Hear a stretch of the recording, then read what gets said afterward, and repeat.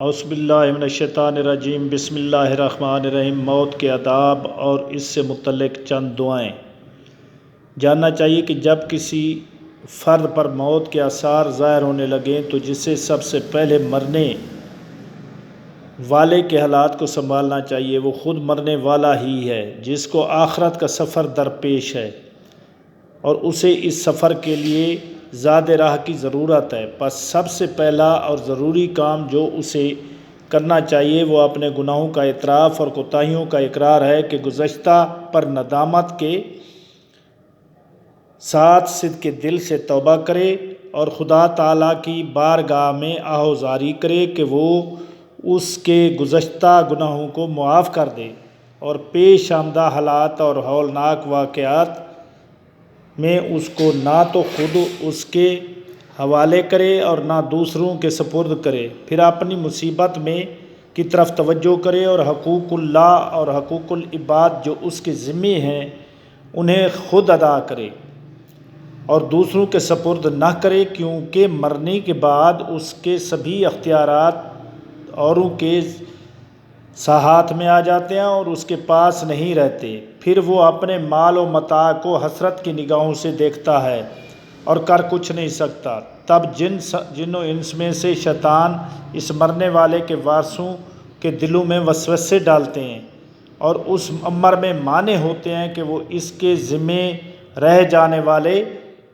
واجبات سے اس کو بری کریں۔ اس وقت یہ بات اس کے بس سے باہر ہوتی ہے کہ وہ کسی سے یہ کہے کہ اسے دنیا میں لوٹایا جائے تاکہ وہ اپنے مال سے شائستہ اعمال بجا لائے۔ اس وقت اس کی چیخ و پکار کوئی نہیں سنتا اور اس کی حسرت و پشیمانی بے سود ہوتی ہے۔ لہٰذا وہ اپنے مال میں 1/3 کی وصیت کر دے کہ یہ اس کے قریبی رشتہ داروں کو دیا جائے، اور کیونکہ وہ زیادہ صدقہ اور اس میں سے صدقہ و خیرات اور جو اس کے مناسب حال ہے خرچ کیا جائے،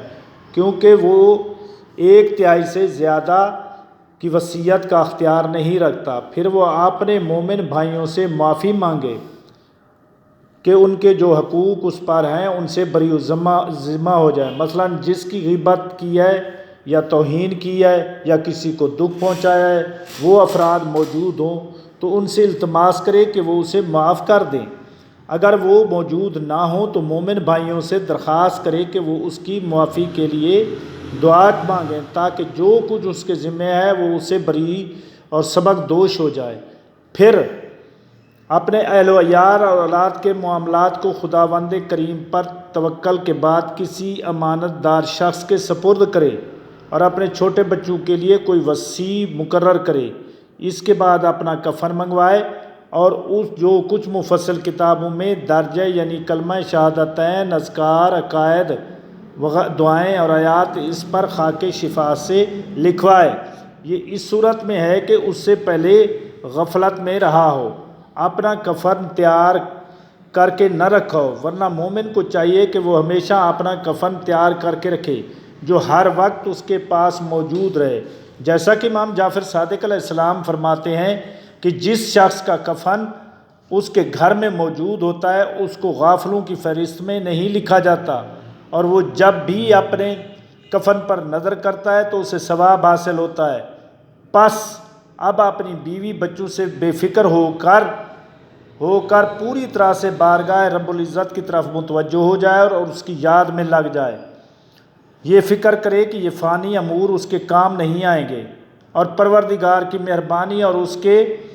لطف و کرم کے بغیر دنیا و آخرت میں کوئی چیز اسے فائدہ نہیں دے گی اور اس کی فریاد رسی نہیں کرے گی۔ اس بات کا یقین کرے کہ اگر حق تعالیٰ کی ذات پر توکل کرے گا تو اس کے پسماندگان کے تمام معاملات اچھے طریقے سے انجام پائیں گے، اور یہ بھی ذہن میں رکھے کہ اگر وہ خود زندہ رہ جائے تو بھی مشیت الہی کے بغیر وہ انہیں کوئی فائدہ نہیں پہنچا سکے گا، نہ اسے کسی ضرر کو دور کر سکے گا، اور جس خدا نے انہیں پیدا کیا ہے وہ ان پر خود اس سے بھی زیادہ مہربان ہے۔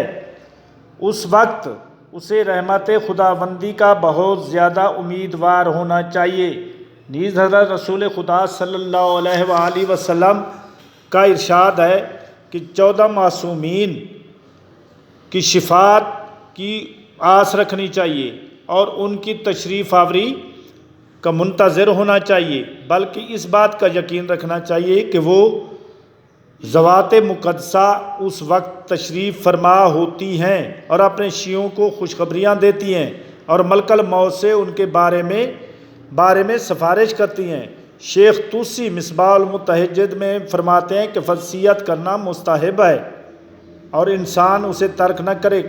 کیونکہ روایت میں ہے کہ انسان کے لیے بہتر یہ ہے کہ وہ کوئی ایسی رات بسر نہ کرے جس میں وصیت نامہ اس کے سرہانے نہ پڑا ہو۔ بیماری کی حالت میں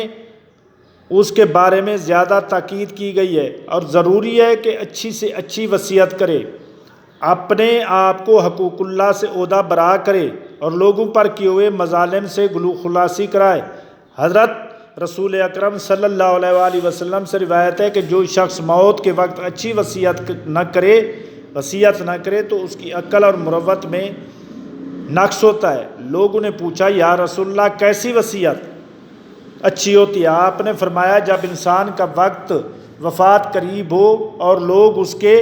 پاس جمع ہوں تو یہ کہے اے معبود، اے آسمانوں اور زمین کے پیدا کرنے والے، نہاں و عیاں کے جاننے والے، بڑے رحم والے